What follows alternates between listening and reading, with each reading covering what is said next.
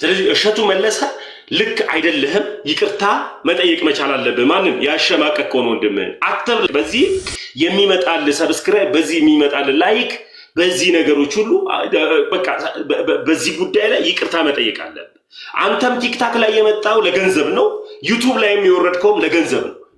ቲክታክ ላይ ያሉ ክርስቲያኖች ክርስትናን አይወክሉም ብለህ ስታወራ አንተስ የሰራው ቪዲዮ እኮ ቲክታክ ላይ እና ዩቲዩብ ላይ ነው የመጣው። አሽቃበጥን መጨረሻ ሳጥተን ያሽቃበጥከው ውሸት ለምን ቢባል በረመዳን ወቅት እኔም ሄጄ እሱን አምላክን አመልካለሁ ነው ያልከው። ማቀውን ነው ማወራ እማላቀው ስለ እፎይ አላወራም።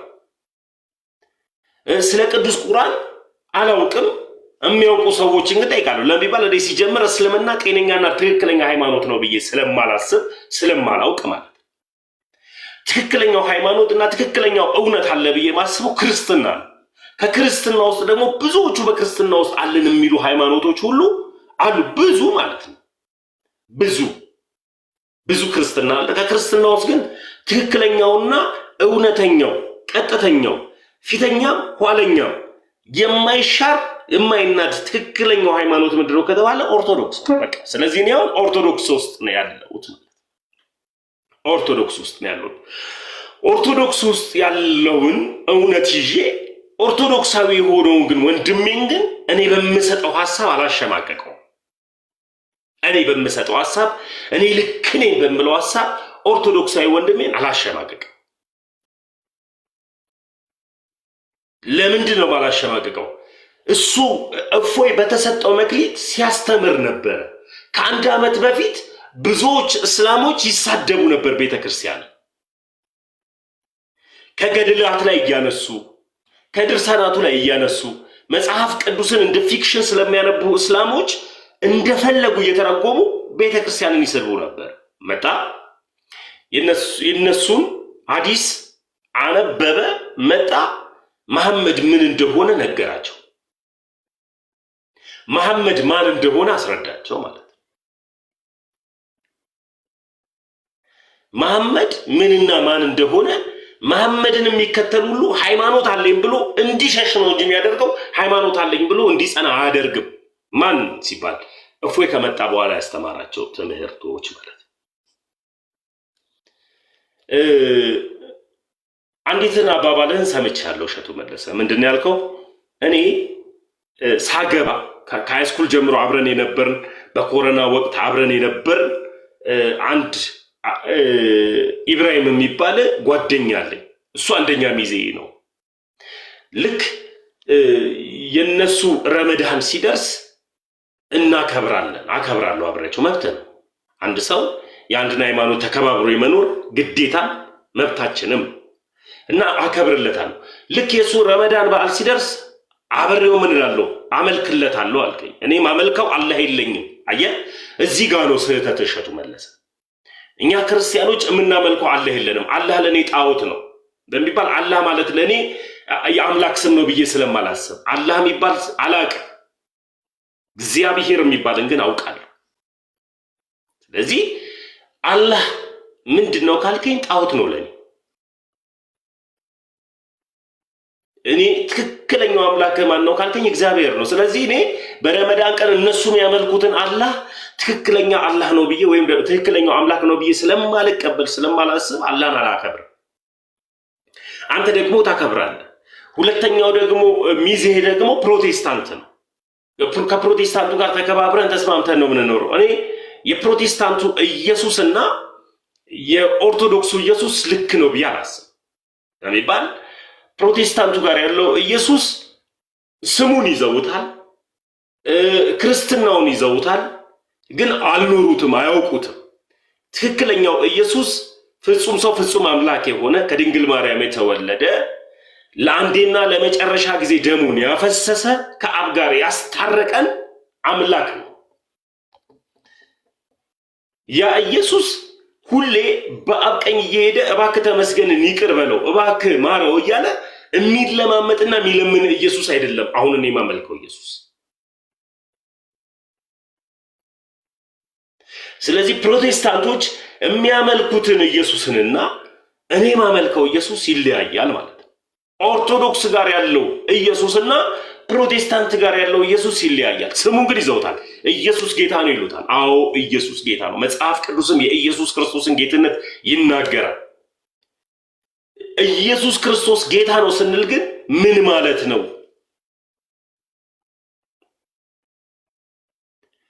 በቃ ኢየሱስ ጌታ ነው ሲሉ በጌትነቱ ነው የሚያቆሙት።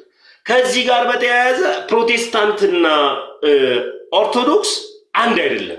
ፕሮቴስታንትና ኦርቶዶክስ አንድ አይደለም።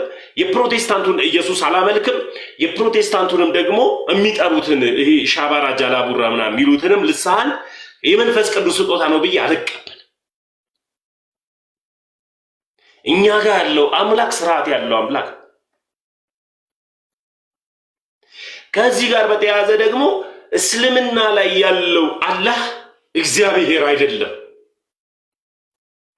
አላህ ማለት እግዚአብሔር ነው እያልኩኝ አላሽሞነሙንም፣ እያሽሞነመንኩኝ አልሄድም። ስለዚህ እሸቱ መለሰ ልክ አይደለህም፣ ይቅርታ መጠየቅ መቻል አለብህ። ማንም ያሸማቀቀው ነው ወንድምህን አትብላ። ከፈለክ በዚህ የሚመጣል ሰብስክራይብ፣ በዚህ የሚመጣል ላይክ፣ በዚህ ነገሮች ሁሉ በቃ በዚህ ጉዳይ ላይ ይቅርታ መጠየቅ አለብህ። አንተም ቲክታክ ላይ የመጣው ለገንዘብ ነው፣ ዩቱብ ላይ የሚወረድከውም ለገንዘብ ነው። ዩቱብ የምትሰራውን በገንዘብ ለገንዘብ ነው። ቲክታክ ላይ የሚመጣው ለገንዘብ ነው። ቲክታክ ላይ ያሉ ክርስቲያኖች ክርስትናን አይወክሉም ብለህ ስታወራ አንተስ የሰራው ቪዲዮ እኮ ቲክታክ ላይ እና ዩቱብ ላይ ነው የመጣው። ስለዚህ አንተን ክርስቲያን ሊያስብል የሚችል ሌላውን ደግሞ ክርስቲያን ሊያስብል የማያስችል ነገር ምንድን ነው?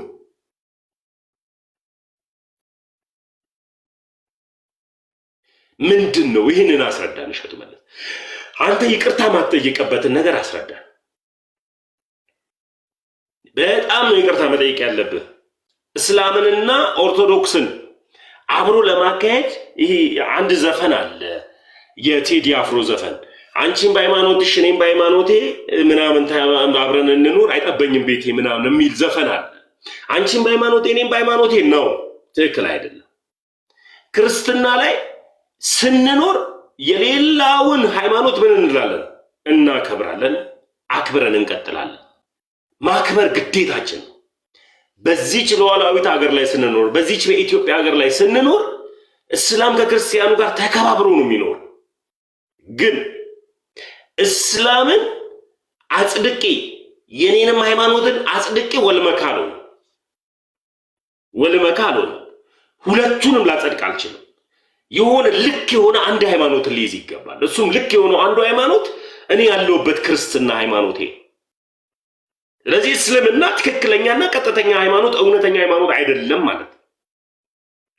የእስላምን አምላክን አላመልክም ማለት ነው። እማመልከው የሰራዊት አምላክ የሆነው እሱን እግዚአብሔርን ነው ማመልከው። የጌቶች ጌታ የሆነውን የኃያላን ሁሉ ኃያል የሆነውን የነገስታትን ንጉሥ የሆነውን እሱን ነው ማመልከው። እኔ ዝምታው እንኳን መልስ የሆነውን እግዚአብሔርን ነው ማመልከው። እኔ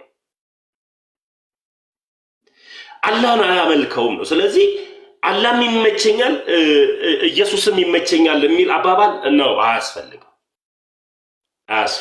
ስለዚህ ወንድማችን እስልምና ላይ ያለውን ክፍተትን ሲናገር ነበር። ወንድማችን እፎይ ያንን ክፍተት ሲናገር ብዙ ሙስሊሞች ወደ ክርስትና ህይወት መጥተዋል። ብዙ ሙስሊሞች ወደ ክርስትና ህይወት መጥተዋል። የማሽቃበጥ ጥግ አለው።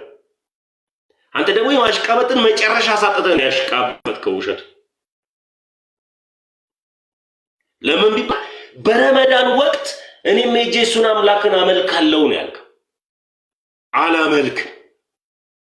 አናመልክም። ቤተ ክርስቲያንም ደግሞ በረመዳን ወቅት እስልምናን ያለውን አላህን አምልኩ አላለችም። ቤተ ክርስቲያን እንደዚህም ብላ ደግሞ አላወራችም። የቤተ ክርስቲያን የመዳን አስተምህሮቶች 5 ዶግማዎች ናቸው። አንተ ቀድ ስታወራው የነበረው በ5 ዶግማዎች ላይ ትንሽ እናውቃለን ይሉና ይመጡና ቲክታክ ላይ ኦርቶዶክስን የማይወክሉ ምናምን ብለዋል። እባክህ ብዙ ሊቃውንቶች አሉባት ቲክታክ ላይ፣ ብዙ ሊቃውንቶች አሉ ዩቱብ ላይ። ብዙ ሊቃውንቶች ሶሻል ሚዲያ ላይ አሉ። ሶሻል ሚዲያን ላንተ ተለቆ ሌላው እንዳያስተምር የምታደርግ አንተ ማን ነህ? ለምን ቢባል ልትበላበት የቻልከው እየበላህበት ያለው አንተ በሶሻል ሚዲያ። ሚስጥረ ጥምቀትን፣ ሚስጥረ ቁርባንን፣ ሚስጥረ ትንሣኤ ሙታንን፣ ሚስጥረ ሥላሴን፣ ሚስጥረ ጥምቀትን እነዚህን አምስቱን አእማደ ሚስጥራትን አምነህ በክርስትና ስትቀጥል ነው መዳን የምትችለው እንጂ አላህም ይመቸኛል ኢየሱስም ይመቸኛል እኔ የረመዳን ወቅት ሄጄ የነሱንም አምላክ አመልካለሁ ብዬ አላወራም። ለቢባል የነሱንም አምላክ አምልኪ እንደገና ደግሞ እዚህ ጋር ደግሞ መጥቼ ደግሞ እግዚአብሔርም ይመቸኛል ብዬ ደግሞ አላከብርም ማለት። ለይ መጀመሪያ ራስን ለይታ አውራ። ክርስቲያን ነኝ፣ አዎ ሐሳብ ባይሰጥ መልካም ነው። ለሁሉ ነገር ሐሳብ ባይሰጥ መልካም ነው።